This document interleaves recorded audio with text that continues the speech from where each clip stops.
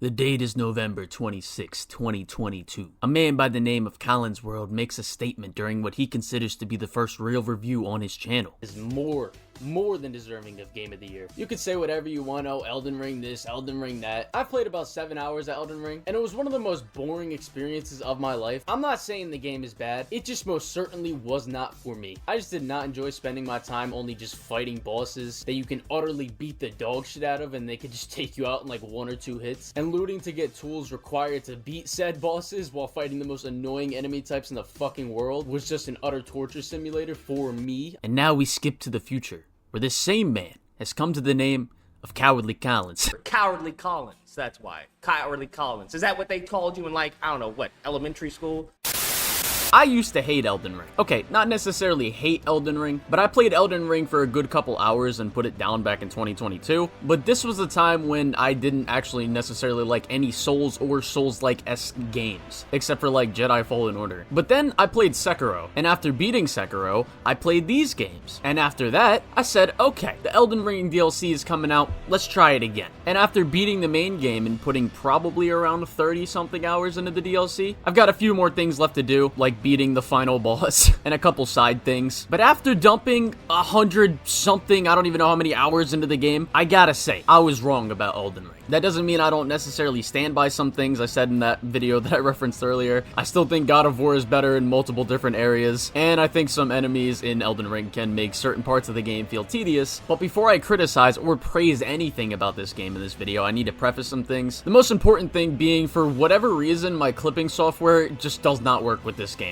for like the entirety of my experience. Every single time I tried to load it up, my clipping software would either like turn off or just not clip anything, and it would just be a black screen. So literally every single bit of gameplay shown in this video is either gonna be from my stream or someone else's gameplay. And that also means when I try to be specific, I may not be able to show gameplay further putting across what I'm talking about. So sorry about that. And the second thing I want to preface is the purpose of this video isn't even trying to be like some objective critique like I try to do with most of my other reviews. Most of the criticisms that I bring up are going to just be my personal issues about the game that bothered my experience. And honestly, I don't think it's possible to make an in-depth critique about this game without playing it more than once, and that is something I will not be doing for a while because this game is big as hell and I ain't got another 130 plus hours to be spending on one thing right now. But with all that said, let's get into the first area of the game where I have some problems but mostly praise. And that area of the game is the boss fights. Here I have a tier list of a lot of main slash side bosses in the game, and there are other bosses on the tier list that I don't have on there because I either don't remember enough of how I would rate the boss, or I may have not fought the boss at all. And this tier list doesn't even have every boss in the game, so yeah, whatever. It doesn't really matter that much to this part of the video because it's more of a broad point, so don't take this tier list at face value at all. But in S tier, I have bosses that I found to be the best mix of challenging but fair, or mostly fair, because some of them do have moves that come out during their already unpredictable and fast-ass attack strings that can just come out so fast and hit so hard.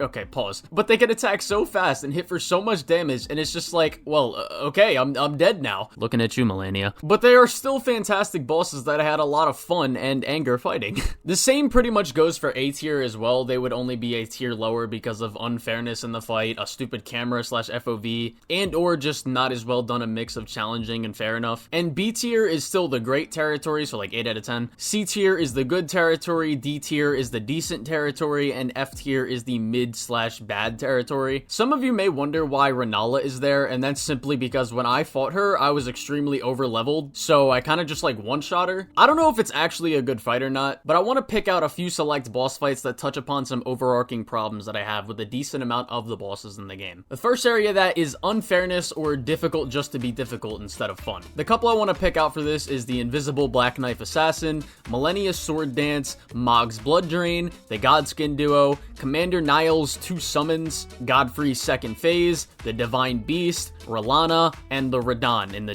DLC. Now, does putting these things in here make all these bosses bad or mid? No, absolutely not. But it's something that I do find irritating at points. And it doesn't even necessarily mean that I think it really takes away from the quality of some of them, such as Mog, Millennia, and Godfrey, but let me get specific for a few of these. Godfrey's second phase is great, but like, I could not breathe for even a second, otherwise I would get fucked up and spend most most of my time running away just to try and get a heal off. Millennia, you can do so good fighting against all of her other moves, but the second she whips out that sword dance at any moment, if you mess up, you will die. Probably. Mog's blood drain is like literally there's just no way to dodge that at all. So depending on how leveled you are when you fight him, it's just like, wow, fuck me, I guess. Thankfully, I was leveled enough to fight him, but I still think it's really dumb that part of his moveset is just a move that just takes away a shit ton of your, like, your heals and your health, and you can't do anything about it. Still a great boss fight, though. The Invisible Assassin, I'm sorry, who the fuck thought this was a fun fight? Most of the time I spent just swinging for the fences, just trying to look at the water to see him, but even that didn't work at points. And then he's just like, ah, fuck you, backstab, bitch. Welcome to Elden Ring. Commander Neil's summons, the opening of the fight is not fun to me at all.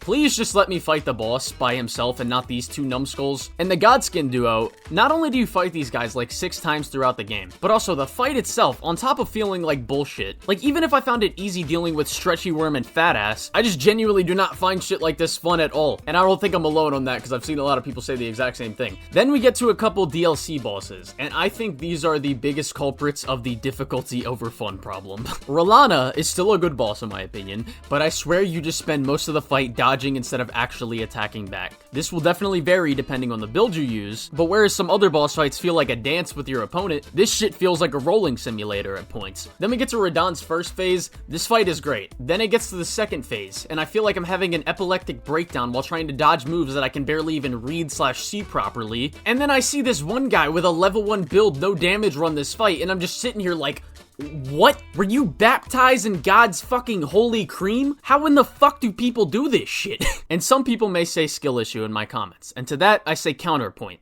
Suck my balls. Then we get to what I see as quite possibly the worst boss in this entire game, the Divine Beast. This thing can suck my balls until they look like raisins. You fight this thing twice, and both fights I was getting constant frame drops while he turns into the goddamn last airbender in the second phase, on top of an already bullshit first phase. And then the next issue I have with this fight, that strings us along to the next overarching issue I have with the boss fights, being the camera problem. And the bosses I want to pick out specifically with this is of course the Divine Beast, but I already talked about it. That's what Segway does. The other bosses being the Fire Giant, which is another one of the shittiest bosses in the game. I hate this thing. The Putrid Tree Spirit, which you fight a shit ton of times, the Black Blade Kindred, the Elden Beast, Dragons, and Estelle Stars of Darkness. These bosses, to varying degrees, I think all have the issue of having a weird and jerky moveset, combined with the fact that they're so goddamn big. So when I would be up close and like attacking them, I would sometimes lose health or just die because I can't clearly tell what's going on. I think the worst example of this is not only the Divine Dickhead, but also something that happened to me on stream. What the fuck is that, bro? What did I just walk into? The human centipede with wings and a fucking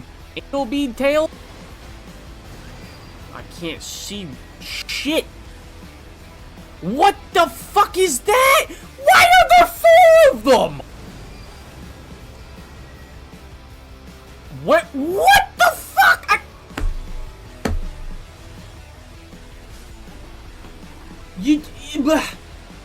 What is that? Oh god, where's the cannon? No. No! I can't see anything! What the And for a quick second, I really want to rant about the fire boss. This boss is stupid. Whoever thought of this boss is evil. Not only does this dumbass keep walking and running away from you, but also the camera sits inside his nutsack, so sometimes, once again, you can't even really tell what's going on fully. And this only gets more annoying in the second phase. And not just the giant, but the bosses like the Putrid Tree Spirit and the dragons. Sometimes they're just not fun to fight. Not even because I find them too difficult, because the moveset just gets boring. But this leads me to the next overarching problem I have, where again we will talk about the dragons and the tree spirit. The reusing problem. The dragons suffer most from this, and honestly, this is an issue that I think could stretch farther than just boss fights. And I think Nakey Jakey explains the feeling that I get from this really well. But there's also some super not amazing content in there too. In Joseph Anderson's review, which is great by the way, he talks about how amazing his first fight with a dragon was. And I completely agree, that first encounter with a dragon in that big ass wet field or whatever, and he's like breaking all of the physics objects, it's amazing. It's such an awesome gameplay moment moment that is just naturally experienced in your exploring of the world. But I also agree with Joseph's point that because the game ends up having like a billion other dragons that you find, there's seriously so many dragons and they all mostly have the same moveset, it kind of takes away a bit of the oomph of that first experience. It doesn't mean that first experience is invalidated or made bad, but more so it's like if you ate pizza for dinner every night and eventually you were like, all right, I don't really want to eat dragon pizza anymore. Can we have like rat pizza, Mom? The same goes for a lot of Elden Ring's catacomb dungeons. Similar to the Chalice dungeons in Bloodborne or the shrines in Breath of the Wild, the quality of experience you might have in one of these copy-paste interiors is a bit of a dice roll. In all of the Souls games, you never know exactly what items you're going to find as rewards while exploring, but the areas and bosses are usually so interesting to look at and explore that the real reward is really just getting to experience that area and fight that cool boss. So even if the reward is something you're never gonna use, like another fucking spell, you don't really regret doing it because it was a really cool experience. The same does not apply to Elden Ring. All of these catacombs are not created equally. Some will have a cool and unique boss and a really useful piece of loot, and others will have a boss you've already seen a bunch of times and an item that you will forget about the second you leave the catacomb. But to not let him fully speak for me here, I think most of the dungeons you find in the game do feel rewarding. The amount of times that I walked out of a dungeon feeling either rewarded by the item I got, the boss fight, the room layout, the enemies, and or the explorative puzzles definitely trumps the amount of times that I felt the opposite. But I'm not going to pretend with stuff like the dragons, the godskin bosses, the putrid trees, etc. that I wasn't rolling my eyes at the thought of fighting them again. But with the dungeons, I think this is something that the DLC actually improved upon a lot. Pretty much every DLC dungeon that I've walked into has felt variated and I got something new out of it, and I really like that. But another thing the DLC hugely improved upon is actually something I have an issue with at points in the main game, which would be my final overarching issue with the bosses in the game. And that's just some of the boss runbacks. I can't remember specifically which bosses in the game I had the most major issue with when it came to this, but it wasn't really a major issue at all anyway, so I'm not gonna harp too much on that. I'm just saying there's a couple bosses that I think are just like, okay, can you just like spawn me in front of the room?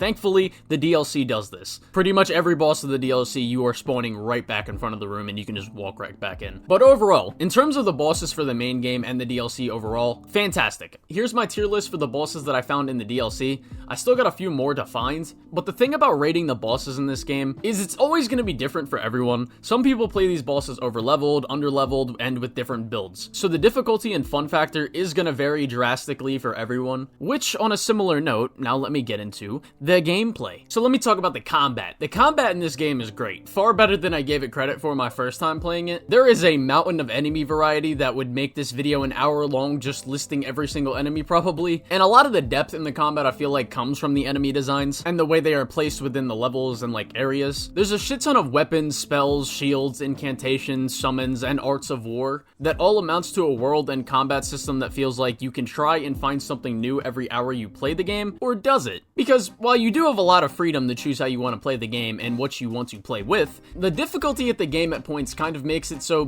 discouraging to actually try things out. Like, why would I want to use Wolverine claws or a dagger or certain spears and swords while I'm getting my face stomped in? Why would I not want to use the weapon that will give me the easier experience after numerous attempts at the same boss or area, even if I'm having more fun using another weapon? The only two answers I can think of are personal satisfaction or a want to challenge yourself even further, I guess, which are both valid, but I still also think there's an element to appreciate within that. But it was something that I didn't find personally until I got to around the 80 to 90 hour mark in the main game, I think. And that's the fact that if I'm not doing good with one weapon, I could try switching to something else. This makes some bosses, dungeons, or areas feel like a puzzle to figure out so that you can take it on however you see best fit with whatever you find the most fun. And while I appreciate the variety and freedom the game has, a lot of the things you find throughout the game do feel pretty useless in comparison to other things. So I wound up using the same weapon for around 60 hours of my playtime. I think it was called the Bloodhound's Fang or something, because I literally could not find a better one that fit my build that I had. But even if I did find something better, I probably wouldn't even know, because without looking at a guide,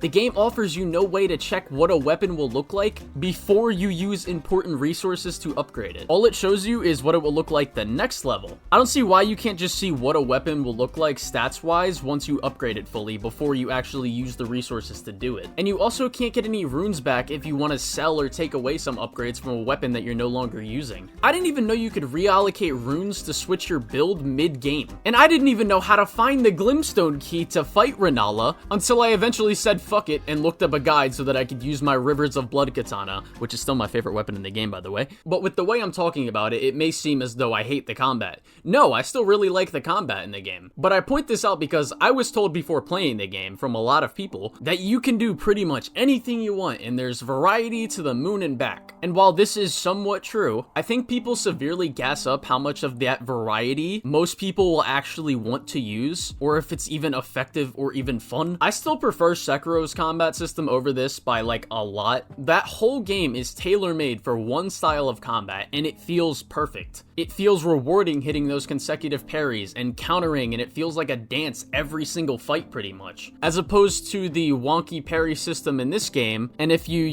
consecutively get a bunch of dodges and you've mastered the boss's moveset, all you really get is, oh, you dodge the attack. Oh, you dodge the attack again. Oh, you keep dodging and dodging and dodging. And yes, you can counterattack, but with Sekiro, when you parry the attacks, or even a game like Lies of P, which I also prefer that combat system over this, you not only get rewarded for blocking or getting out of the way of the attacks, but you can also counterattack. What I would honestly really love to see from the next FromSoft game is for them to be inspired from people that they inspired. Games like Stellar Blade, which apparently people don't see any Souls-like connections, even though the developer for the game literally said it was an inspiration for them, and there is Souls-like elements in the level design. But taking inspiration from games like Stellar Blade and the Star Wars Jedi series, while those games don't offer 400 items and spells that you will only realistically use 30% of, they have a bunch of variety on hand that the player always has on hand. Whereas most Elden Ring builds I see are limited to 2, maybe 3 weapons, depending on if you want to skimp out on maximizing your damage and effectiveness. And I think max, all you will ever actually be able to use effectively in a hypothetical world where, let's say you have like 2 katanas and Mogwin's staff.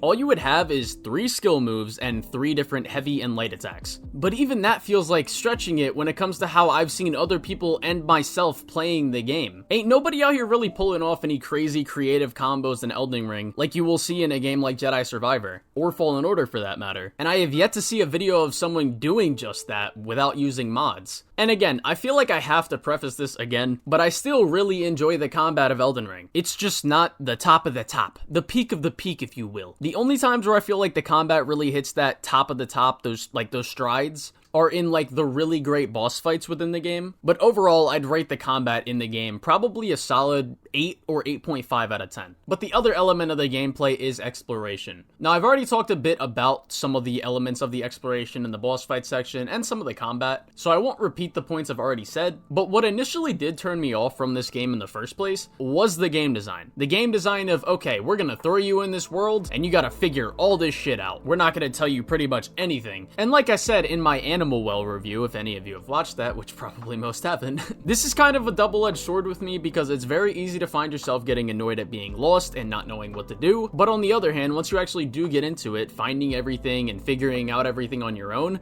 that shit feels so rewarding. And while I have turned over a new leaf on the game and believe the game is designed in a fantastic way, I do still think there are things about the game's design that don't necessarily take away from my fun, but I would like if some things were reworked. The biggest thing I think would be the side quests. I don't even know how many of these things I've completed, to be honest, because they are so weird and like complicated to follow at points. But for some of them, you will get like a line of dialogue pointing you in a general direction or a general area where you need to look for something. This is fine to an extent. But what if I don't want to do that right now? It's extremely easy to forget a line of dialogue you get, or even forget where you found the person who gave you that line of dialogue. And sometimes you can exhaust the dialogue of an NPC and they won't tell you the hint of where to go anymore, so you'll just forget. And this is seriously annoying because it just feels like I'm missing out on content for nothing. And all it needs is a simple fix, a quest log. Seriously, I have proposed this idea when talking about the game, and some people genuinely think having a quest log would ruin it in some sort of way, when it would be the exact opposite. It wouldn't take away from anything, and all it would need to do is show the lines of dialogue you previously got so you can remember easier. Like if you unironically expect people to remember vague lines of dialogue, of which you don't find many of throughout the fucking course of a